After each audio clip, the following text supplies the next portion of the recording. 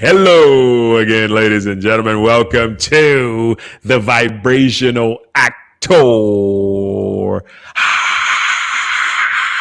Holla at your boy. Yeah.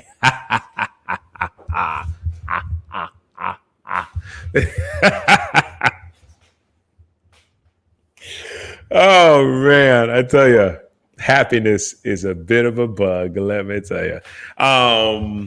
I am very extraordinarily happy, and I'm normally just happy just because, but I am happy because I have just released both of the books. Well, this is one. I hadn't got my author copy of the other one. I released both of the books that I've been working on for the last couple of years, and it's phenomenal.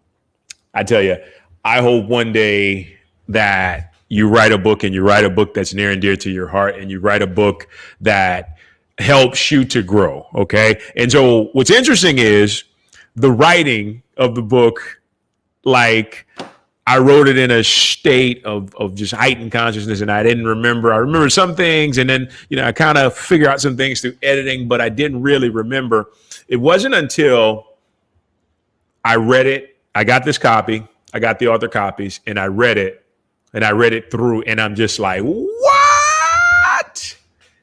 And it was pure poetry, because what I was doing was peeking into my own soul. And if you've never been able to do that, that becomes one of the most epic, fulfilling experiences you could ever imagine. When you there's a part when it says about the author at the very beginning of the book, and there's a story that comes up, and even also the letter that changed everything. It's all in this book. It's in the other one as well. I did it on purpose to put it in both books because it's such a great, just challenging yet inspiring story. And when I read that, I peeked right into my own heart. Like literally, it's like looking into the eyes of God. And it just lifted me up. And at that point in time, I said to myself, as I'm reading the book, it'd be great if a lot of people bought this, but it don't even matter at this point. Why? Because I laid my heart on the line.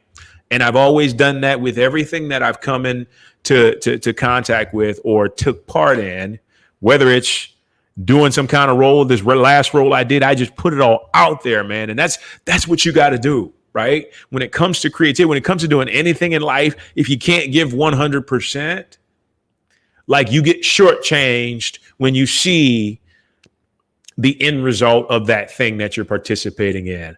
And that, ladies and gentlemen, leads me to today's topic: love for acting and the magnitude it has on your success. And I say success because everybody knows success, but what I really mean is fulfillment. And fulfillment becomes a situation of really being able to be happy and joyful in every single thing that you do. And I tell you, writing these books, doing these videos, doing those podcasts, auditioning. Like I'm excited because I'm going to share with you my most recent audition, which I had to make up. And I think it's the coolest thing ever, right? Because you get to see behind the scenes as to what actually transpired what was going through my mind whenever I did something. And so anyway, everything is 100. Always 100. We got to know that if we're not doing something 100, it's a waste of time, right? And how do you know if you need to do something or you're at 100? Is if your passion, your drive, your pull to that thing is resonating at a high level, right?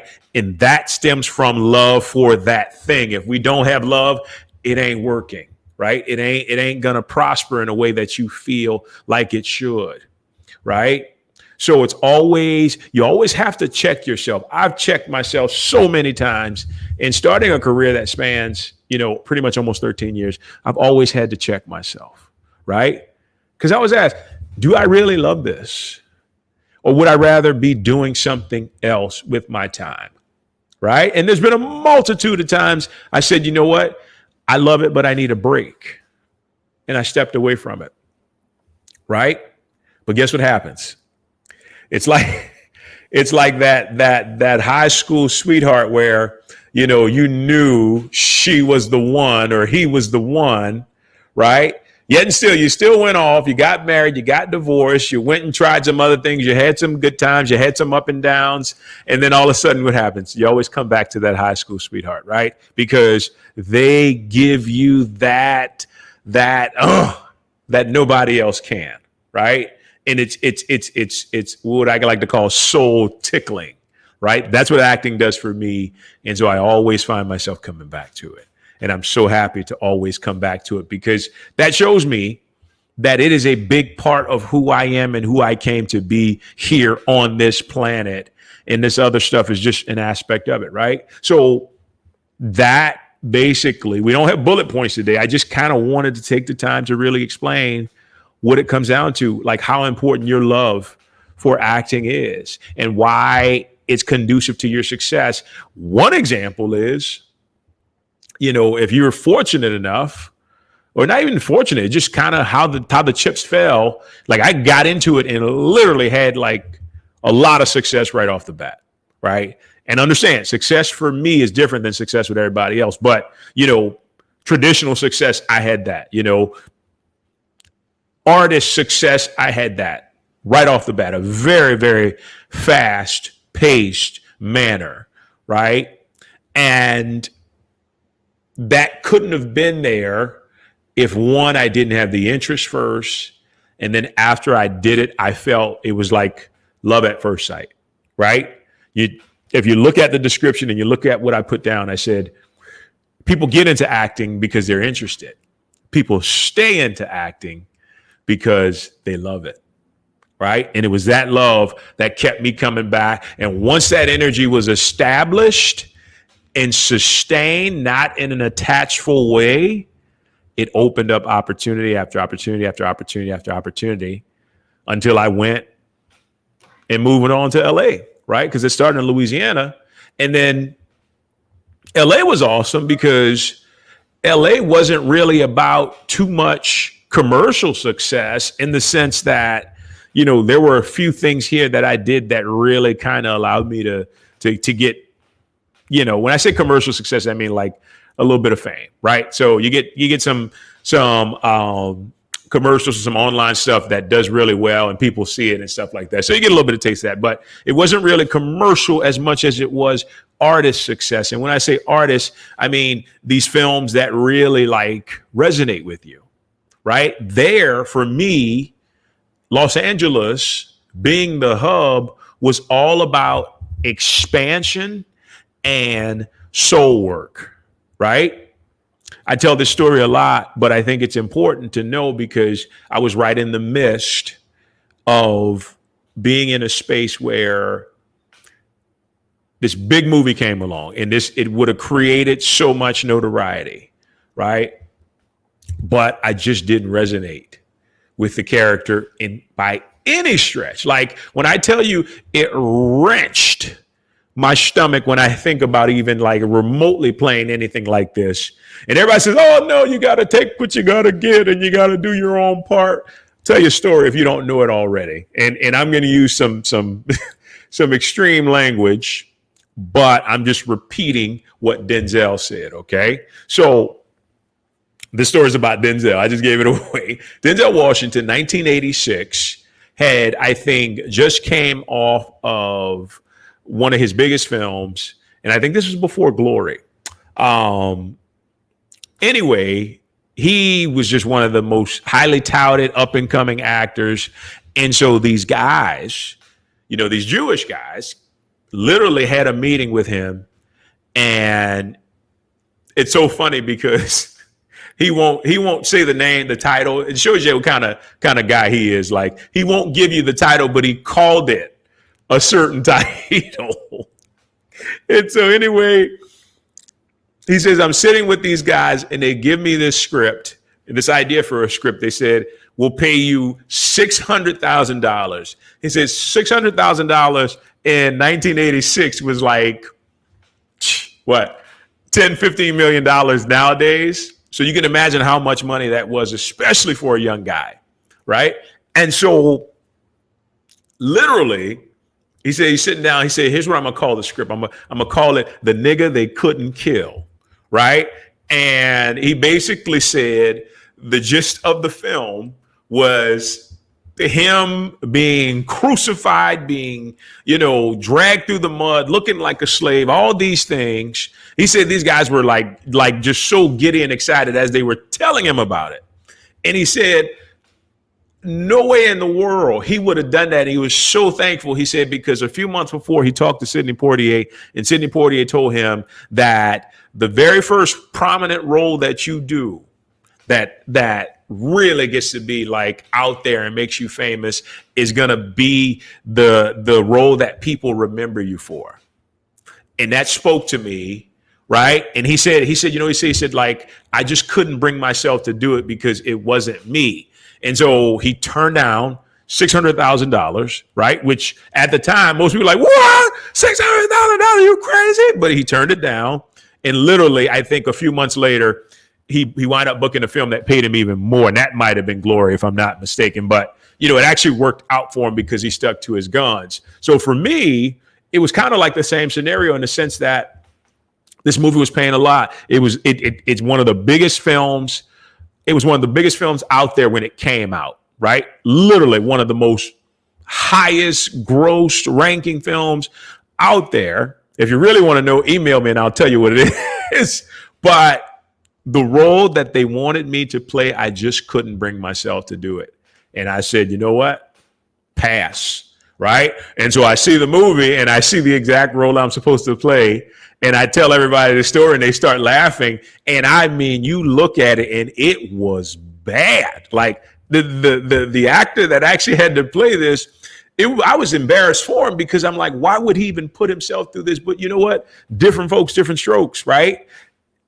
If you don't stand for something, you'll fall for everything, right? That's the truth of the matter. And it gets back to the integrity aspect of it. And so my love for acting allowed me to take a step back and say, you know what, this doesn't resonate with me. So you know what I'm going to do? I'm going to pass on it, right? I'm not going to be on TV looking like Boo Boo the Fool. And like, every time I, walk around or go somewhere, people are like mimicking, because that's what happens. Like, look at Jaleel White. I mean, every time somebody sees him, like 90% of the time people see him, like, did I do that? So you got to think about the first role that you come into that's going to give you prominence. And that's what Sidney told Denzel. And I remember seeing that interview and I thought about that as I did. And I knew right away I was making the right decision. But if there wasn't a love for myself and a love for acting, I would have just jumped at it. Because why? I don't want to say the majority, but a lot of people get into this to be famous. That's just it. Be famous because it brings in a sense of approval, but that's not a love for it. Right? A love for it is when everything dries up, which it does for everybody. At some point, you can have the hot hand, but then all of a sudden things dry up. You got to go back and reinvent yourself. You got to really see what it is you love about you and about this craft. And then you got to come back and step back into it. There's always that time where we have to question, like, okay, what is our commitment level to this? Is it 100? Is it 60? Is it 50? Is it 40? Is it 110? Whatever it is, it's that love that keeps you coming back. And a lot of times it's like a relationship, especially when relationships get tough. You've always got to remind yourself of why you love the person. If you can do that simple thing in acting with this relationship, you remind yourself of why you love it. And I'm not talking about, I'm loving it because people can watch me on TV. No. You love it because who it makes you as a person. You love it because the people you get to impact as you're doing it. You love it because the growth you experience from being on set, the joy you get, that is love. And that's why you keep coming back. That's why I kept coming back to it. And, it really began to expand and to grow. And so the beauty of it all is when that love is present, right? When that love is present and it's organic love, where it's just you giving the very best of yourself and not needing anything else. That's not to say you don't want to enjoy success, but when you get to a place where you're not needing anything, then what happens? That's when all the success usually comes, right? So I'm wearing this shirt right now. It's got Bob Marley on it. You can kind of see it a little bit. And Bob Marley had a quote that really just spoke so much to me. He basically said, needing nothing attracts everything. The only thing Bob needed was a connection to the divine, right? And through that connection to the divine, through that embodiment of the divine himself, he wrote these world, global changing songs, amassed a fortune, but he didn't need any of it. He enjoyed it. He liked it, right? He thought it was neat that people admired him, but he didn't need it. And it just continued to flow, right? So in order for us to love, to experience a love for acting, for being an actor and actress, we step out of desperation by not needing to succeed. I need it. I hadn't booked anything, right? Oh gosh, I want to be famous, right? That's so bad. No, step out of the needing. It's great if you get that, but here's the thing, don't get attached to it, because then you fall into trouble, because the moment it's not there anymore, you know, it can be sort of become a drug, right? All things we get attached to have the tendency to turn into addictions. And before you know it, you find yourself wanting to do absolutely anything just to get that back, right? So where are your values at within your career? What do you hold near and dear, right? Don't make it about anything tangible. Make it about all intangible things, what you feel on the inside, because then at the end of the day with that, you can feel good about your career. You can feel good about where you are. You can feel good about who you are in the work that you're doing, right?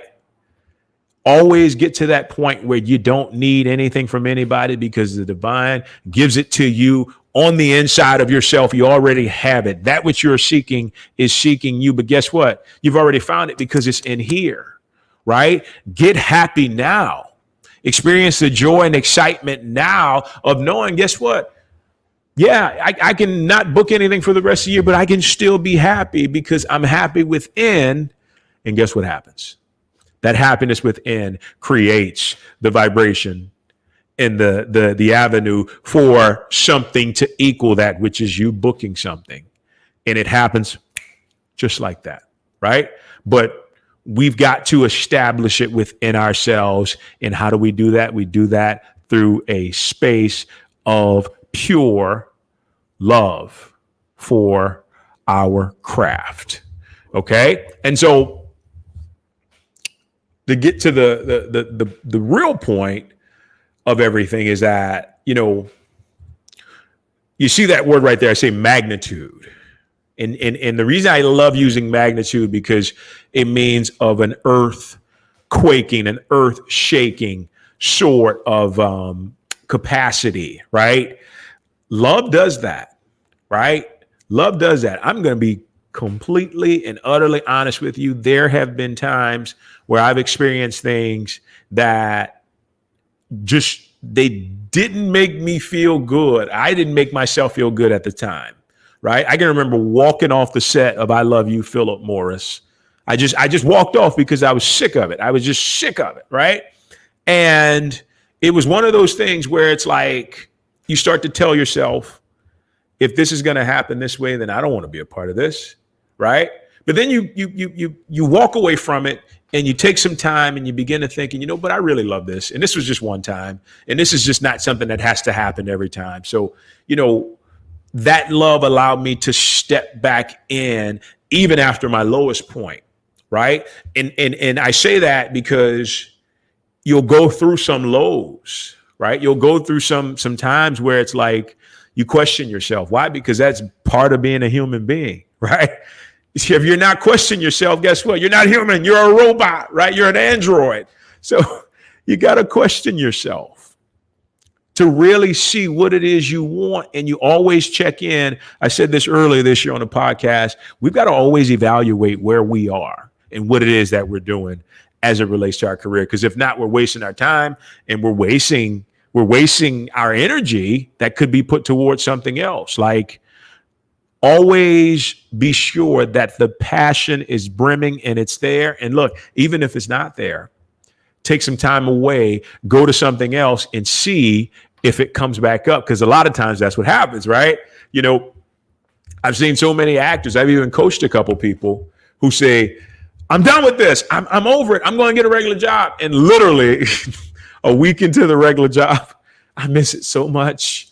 I don't know what I was thinking. Like, I just can't sit at a desk. I can't, but it takes for that to happen sometimes, right? Unless you're really defined on what it is you want from it and it's rooted in love, it takes some time for you to be taken away from something, to be removed, to realize how much you want to get back into it. And trust me, like, over the course of 13 years and like 50 plus jobs, like, probably even more than that. Some of them I don't even document anymore. But to have that, there's going to be some times where you step away, where you pull yourself out of it, right? But then what happens? Once you pull yourself out, the passion starts to come back. The fire starts to burn again. And then you hop right back in. And you know what the beauty of acting is? You can do it till you leave this planet as the person that you are. To the day you die, you can act. Conchata Ferrell, this woman literally was like in the game for like 50 years. Morgan Freeman, same way. Guys like Michael Caine, James Earl Jones have done this for so long. And a lot of these guys, a lot of these women and men didn't get their start till later, right? So if you're not experiencing so-called quote unquote success that you want right now as a younger individual, keep at it, right?